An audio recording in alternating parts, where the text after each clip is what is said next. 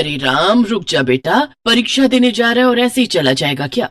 रुक, ये दही शक्कर तो खा के जा बेटा। अब चल जल्दी से मुंह खोल। हाँ माँ, लाओ जल्दी से लाओ।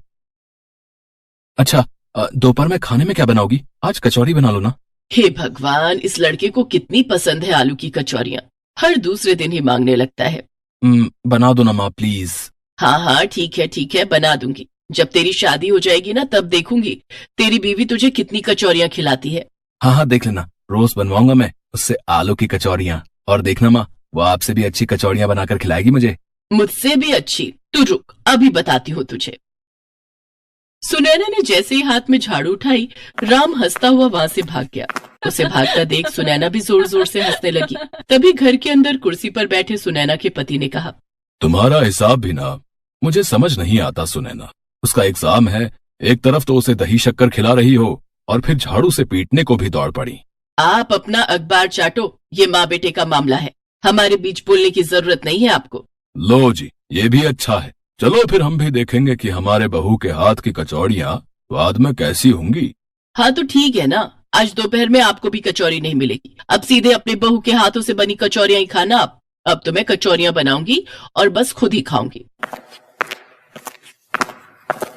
अरे सुनैना, सुनो तो सही, मैं मजाक कर रहा था। तुम तो बुरा ही मान गई। तुम ही बताओ, तुमसे अच्छी कचौड़ियाँ बना सकता है भला कोई है? हाँ ठीक है, अब ज्यादा मक्खन लगाने की जरूरत नहीं, मिल जाएंगी कचौरियाँ। हटिए, मुझे अब रसोई की सफाई करनी है। साफ तो है रसोई, अब इसमें और क्या सफाई करोगी? रसोई घर का मंदिर होती है, अन्न मिलता है यहाँ से, इसीलिए रसोई में जरा सी भी गंदगी नहीं होनी चाहिए, समझे ना? ठीक है अन्नपूर्णा माता, करो अपनी सफाई, हमें तो बस कचौड़ी जरूर खिला देना, ठीक है ना? चंदन सिंह और सुनैना का एक ही बेटा था राम। तीनों ऐसे ही हंसी खुशी और बड़े प्यार से रहते थे। सुनैना को खाना बनाने और खिलाने का बहुत शौक था। खासकर वो जब भी आलू की कचौरियां बनाती थी तो खाने वाला तारीफ किए बिना रह नहीं पाता था। सुनैना को जितना खाना खिलाने और खाना बनाने का शौक था, उतना ही शौक उसे अपनी रसोई को साफ रखने का भी था। मजाल थी कि रसोई में एक धूल का कण भी नजर आ जाए। उधर कॉलेज में, hi Ram. Hi Sophia, how are you? I am good, so ready for exams? Ram जिस कॉलेज में पढ़ता था वहीं सोफिया भी पढ़ाई कर रही थी। सोफिया अमेरिका की रहने वाली थी। उसके पिता जेम्स 1 साल पहले ही दिल्ली आकर बस गए थे। यहाँ उनका एक बड़ा बिजनेस था। सोफिया अपने पिता के साथ ही रहती थी, इसीलिए उसकी पढ़ाई भी अब यहीं हो रही थी। राम जहाँ पढ़ाई में हमेशा अव्वल आता था तो सोफिया बस एक एवरेज स्टूडेंट थी, लेकिन फिर भी दोनों हमेशा एक दूसरे के साथ ही दिखते थे। दोनों में अच्छी दोस्ती हो गई थी और कॉलेज की पढ़ाई के साथ ये दोस्ती कब प्यार में बदल गई, दोनों को पता ही नहीं चला। कॉलेज खत्म होते ही राम को एक प्राइवेट कंपनी में अच्छी जॉब मिल गई और फिर। माँ पापा इधर आइए ना, आप दोनों से कुछ बात करनी है। हाँ बोल ना बेटा। वो मेरे कॉलेज में एक लड़की है, वो बहुत ही प्यारी है, सुंदर है, मैं उससे शादी करना चाहता हूँ माँ। अरे वाह, ये तो बड़ी खुशी की बात है बेटा, तुम इतना हिचकिचा क्यों रहे हो? खुलकर बताओ। चलो जल्दी से उसके घर वालों के बारे में बताओ ताकि हम बात आगे बढ़ा सकें। नहीं वो क्या कर रहा है? अच्छा नाम तो बता लड़की का। माँ उसका नाम है सोफिया एंडरसन। है? ये कैसा नाम है? और क्या जात और गोत्र कौन सा है लड़की का? अरे जात पात छोड़ो, वो कह रहा है कि लड़की अंग्रेज है। हे भगवान, कितनी मुश्किलों से हजारों क्रांतिकारियों ने अपनी जान की कुर्बानी देकर हमें अंग्रेजों से आजादी दिलाई, और ये उन्हीं की बेटी को अपने घर लाना चाहता है ताकि वो हम सब पर राज कर सके। अरे नास पिटे नालायक कहीं के, भूल गया अंग्रेजों ने कितने जुल्म किए थे हम लोगों पर। ओफो माँ, ये सब क्या बोल रही हो? आप मेरी बात तो सुनो, अब एक बार आप उससे मिल तो लो। हाँ सुनैना, वो ठीक ही तो बोल रहा है, एक बार लड़की से मिल तो लो, फिर तय कर लेंगे कि आगे क्या करना है। आप चुप रहो जी, अंग्रेजों के हिमायती कहीं के। लो, अभी कुछ हुआ है नहीं और हमें अंग्रेजों का हिमायती भी बता दिया। माँ पापा, वो सोफिया बाहर ही खड़ी है, उसे अंदर ले आऊं क्या? अरे तू कुछ पागल है क्या? है इतनी धूप में बेचारी को बाहर खड़ा करके आ गया, जा जल्दी अंदर लेकर आ उसे। राम तुरंत सोफिया को बुलाने चला गया। नमस्ते आंटी जी। नमस्ते बेटा, हाउ यू? गुड आंटी जी, मुझे हिंदी बोलना आता है। शुक्र है भगवान का, वरना तुम्हारी माँ की अंग्रेजी तो अंग्रेजों को भी समझ में ना आए। चुप करो आप, राम अपने पापा को सोफिया के बारे में बताने लगा और उधर सुनैना सोफिया को अपना घर दिखाने लगी।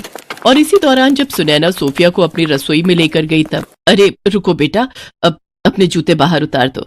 ओके आंटी जी। क्या है ना बेटा जी, हमारे घर में रसोई में जूते पहनकर नहीं आते हैं। काफी देर तक राम, चंदन सिंह और सोफिया बातें करते रहे। तब तक खाने का वक्त हो गया और सुनैना सबके लिए आलू की कचौरियां बनाकर लाई। खाना खाने के बाद राम सोफिया को छोड़ने चला गया। फिर रास्ते में, सोफिया, कचौरियां कैसी लगी तुम्हें? Good good. सोफिया को कचौरियां बिल्कुल पसंद नहीं आई थी। उसने तो बस राम का मन रखने के लिए ऐसा कह दिया था। सच तो ये था कि उसे ऑयली खाना बिल्कुल पसंद नहीं था। हालांकि वो बर्गर, पिज्जा, नूडल्स वगैरह बड़े ही चाव से खाती थी, क्योंकि वो हमेशा से ही ऐसा खाना खाती आई थी। राम की जिद के आगे सुनैना और चंदन सिंह ने उसकी शादी सोफिया से करा दी और सोफिया के डैड को तो इस शादी से कभी कोई प्रॉब्लम थी ही नहीं। तो इस तरह सोफिया अब राम के घर बहू बनकर आ गई।